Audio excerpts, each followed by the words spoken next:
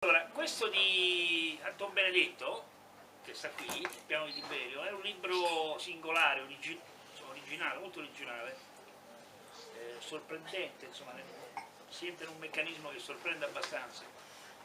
Diciamo una specie di fantasy storico, religioso, pieno di spunti, come dire, di riflessione, anche su circostanze di attualità, ma anche di suspense, un thriller, insomma, parecchie. Diciamo che nella tematica si affaccia un tema molto attuale, la corruzione all'interno della Chiesa, fondamentalmente, pur senza, non è un libro denuncia come stanno circolando oggi in Italia, i legami tra lo IOR e la politica, la falsità della curia, eccetera. Ma tutto questo però è inserito, e questa è l'originalità del libro, perché altrimenti sarebbe una cosa abbastanza così ripetuta e ripetitiva, è contenuto in un contesto storico ambientato fondamentalmente ai tempi di Tiberio, perché il piano di Tiberio, stiamo parlando dell'imperatore di Roma Tiberio, non è un nome così di fantasia, insomma.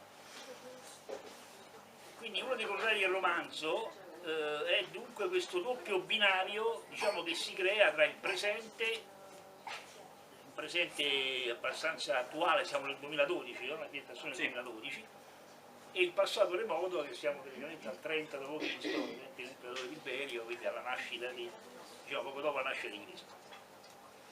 La prima domanda che volevo fare, prima di entrare nel merito, perché ci sarebbe moltissimo da dire sul libro, proprio nella sostanza, proprio nella storia, nella trama. Da cosa nasce questo connubio, diciamo, che hai realizzato tra l'attualità, il problema della Chiesa e la storia, no? Ero alla ricerca appunto di un'idea, una storia, e mi è venuta leggendo i testi di un filosofo tedesco che si chiama Reymans, che poi è presente anche in una parte del romanzo, e prende dai suoi scritti, che adesso magari non anticipo, se no toglierei buona parte della suspense, la trama del romanzo. Comunque dai suoi scritti ho preso spunto per appunto costruire l'intero castello narrativo del romanzo.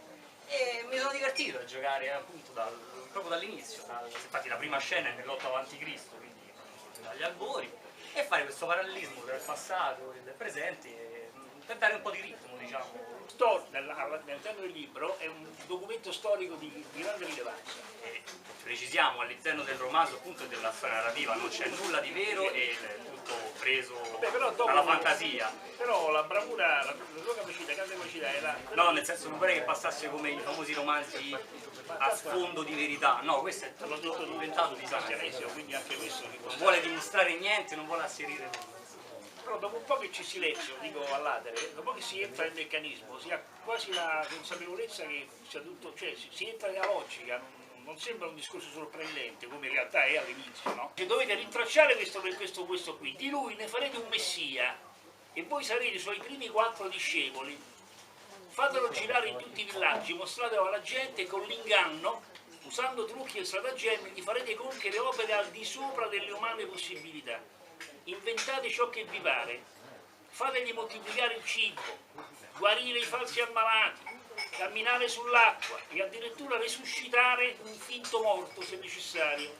L'importante è creare proseliti intorno alla sua figura, organizzare dei comizi, avviate insomma un vero e proprio ministero pubblico di predicazione nel quale potrà eseguire i suoi miracoli.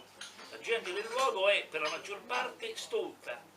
In più il loro animo attende l'arrivo di una figura messianica, saranno dunque propensi a credere al nostro profeta. Insomma, questo è diciamo, il nocciolo. A questo punto, hai letto che lasciandoci la domanda di prima, diciamo che il famoso filosofo tedesco asseriva nei suoi testi che la religione cristiana e tutto quello che ne consegue non è altro che una grande falsa all'interno dell'impero romano.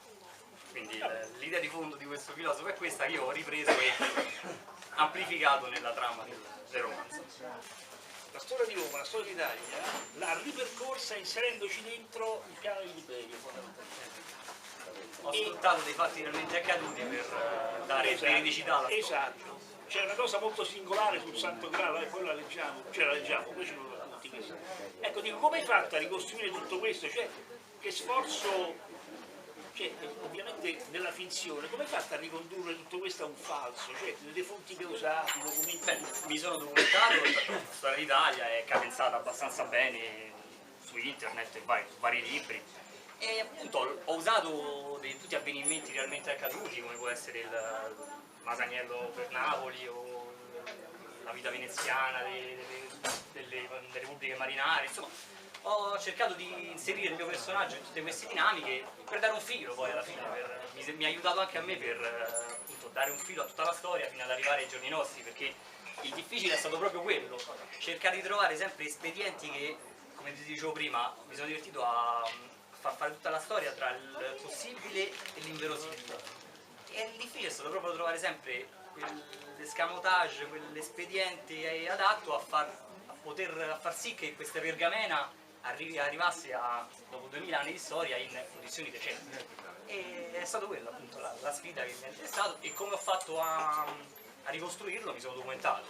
La bellezza proprio a parte scrivere, perché lo faccio per passione, quindi mi piace scrivere, ma la bellezza è stato proprio dovermi confrontare con queste cose che non sapevo, con appunto le dinamiche storiche, ricostruire tutto e appunto leggere, apprendere, e magari divagare anche su altri argomenti che magari in futuro potrò riusare. E quella è stata un'altra delle cose più belle di scrivere questo romanzo.